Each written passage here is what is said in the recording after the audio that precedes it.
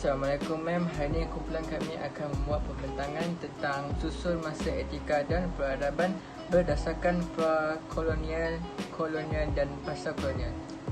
Ahli kumpulan kami terdiri daripada saya sendiri, Muhammad Ali Wafi bin Muhammad Rizal, Ibrahim bin Muhammad Zaki, Amir Saifuddin bin Abdul Rahim, Muhammad Al-Fahmi bin Muhammad Talib, Alif Haziq bin Makrozi, Muhammad Hadi bin Muhammad. Okey, saya teruskan kepada pengenalan. Etika dan peradaban penting dalam sebuah masyarakat, namun tahap penghayatannya berbeza dan dipengaruhi oleh perkembangan sejarah, struktur sosial dan biografi masyarakat berkenaan. Penghayatan etika dan peradaban di Malaysia boleh diuraikan dan difahami mengikut acuan Malaysia berdasarkan susun masa evolusi sejarahnya, iaitu pra-kolonial, kolonial dan pasca-kolonial. Sifat dan kefahaman mengenai etika berciri moden diperkenalkan dan dilaksanakan semasa era kolonial Eropah. Sebelumnya, pada era pra-kolonial dalam wilayah alam Melayu, konsep adab dan adat istiadat dan adat resam merupakan sebahagian daripada bentuk etika ketika itu. Telah wujud mendukung sistem nilai pemerintahan, masyarakat tradisional serta peradaban. Gabungan kedua-dua bentuk etika tradisional dan moden tersebut telah tergarap pada era pasca-kolonial yang perlu tersulam dalam acuan Malaysia. Penekanan kepada penghayatan mengundang kita mengupas secara terfokus terhadap idea, proses dan praktis etika dan peradaban dalam masyarakat Malaysia dulu dan sekarang. Inilah kekuatan khusus penghayatan etika dan peradaban. Assalamualaikum, saya Ibrahim bin Muhammad Zaki, 22000873. Okey, saya akan menceritakan serba sikit tentang pra-kolonial. Pra-kolonial, zaman negara ini belum dikenali sebagai Malaysia dan belum dijajah oleh kolonial Eropah. Etika telah terjelma dalam tingkah laku serta kehidupan seharian, formal atau tidak formal, disebut sebagai adab, adat resam dan adat istiadat. Baiklah, first sekali ialah adab. Sebelum kedatangan orang Eropah, orang Melayu telah mengamalkan adab sopan yang tinggi. Contohnya, bila berjalan di hadapan orang tua, kita sebagai orang muda haruslah menundukkan sedikit tubuh. Selain itu, menundukkan sedikit kepala ketika bersalam dengan orang yang lebih tua. Seterusnya, adat resam. Adat resam merupakan budaya tradisional yang digunakan di majlis oleh orang Melayu. Adat resam telah wujud sekian lama dahulu dan kita boleh lihat masih kekal lagi sehingga hari ini. Adat resam yang diwarisi oleh orang Melayu yang terdahulu antara contohnya adalah bersanda. Selain itu, adat istiadat biasanya dilakukan dalam majlis formal. Majlis formal tersebut mempunyai tata cara tertentu yang diamalkan sejak dulu. Contohnya, adat istiadat boleh dilihat ketika majlis Pertabalan Agung di Malaysia.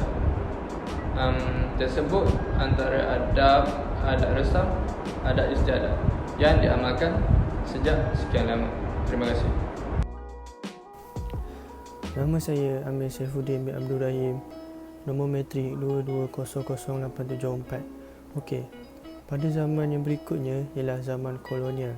Zaman kolonial adalah zaman kedatangan penjajah ke tanah Melayu.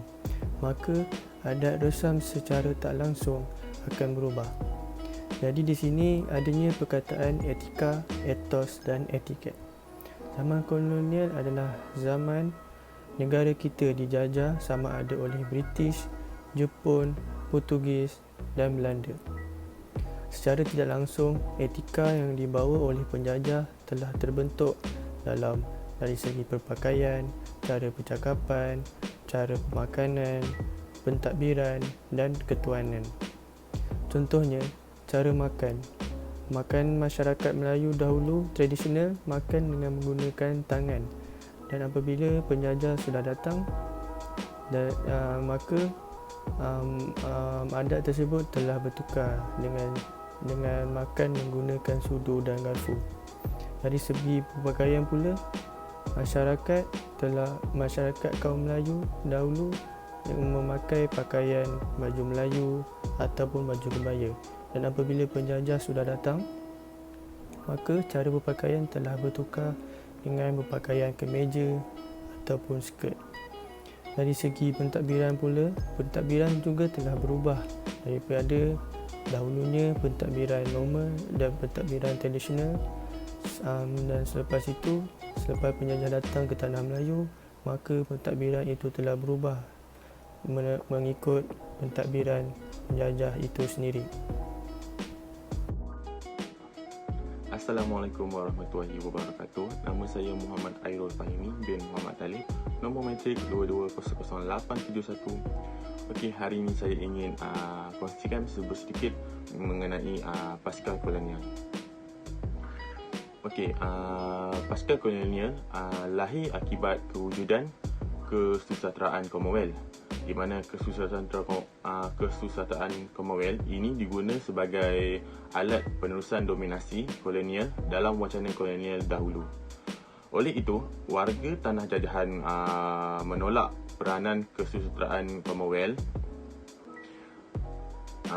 Walaupun kesusasteraan Commonwealth memang menggambarkan karya arus perdana dan karya pinggiran, namun karya-karya yang digambarkan itu hanya yang lahir di negara-negara bekas tanah jajahan Inggeris. Oleh itu, wacana pasca kolonial lahir dengan cakupan yang lebih luas dan lengkap kerana merangkumi negara-negara yang dijajahi oleh kuasa penjajah. Okey, kita go through pada point nombor 2, iaitu pasca kolonial. Pasca kolonial ni dari segi bahasa, pasca kolonial menunjukkan makna era selepas ataupun sesudah zaman penjajahan. Walau bagaimanapun, istilah ini tidak tepat penggunaannya di setengah negara yang mengalami sejarah penjajahan yang berulang-ulang atau kuasa penjajahannya yang silih berganti. Okay, kita go through pada last point, iaitu istilah pasca kolonial ini juga kemudiannya membentuk sejenis wacana dan korpus kesusasteraan, dan ia hanya mula dikenali umum dan digunakan secara meluas pada tahun 1980-an. Istilah ini mula dikenali semenjak Ashraf menggunakannya dalam sepotong parsa, iaitu Post-Colonial Field, di dalam bukunya The Empire Right Back. Istilah ini mengungkapkan maksud suatu era sesudah pemerintahan Nama saya Muhammad Hadi bin Muhammad, nombor matrik 22000870. So, kesimpulannya adalah segala adat resam serta adat istiadat yang pernah kita amalkan sejak zaman sebelum datang penjajah, kita jangan sesekali kita lupakan dan jangan sesekali kita buang. Segalanya adalah menjadi ibu atau asas kepada pembentukan ketamadunan yang berpaksikan dan beracukan negara kita Malaysia. Penghayatan etika ini juga perlu diselami jiwa anak muda kita bagi memastikan negara kita sayangi terus dipelihara dan dijaga maruahnya. Janganlah sesekali kita menggadai maruah negara kita sendiri. Biarlah darah yang mengalir, bukan maruah dan negara adab dialir. Jagalah adab dan resam kita bagaikan sesuatu yang amat berharga dalam hidup. Ia diibaratkan tak lapuk lek hujan, tak lekang lek panas.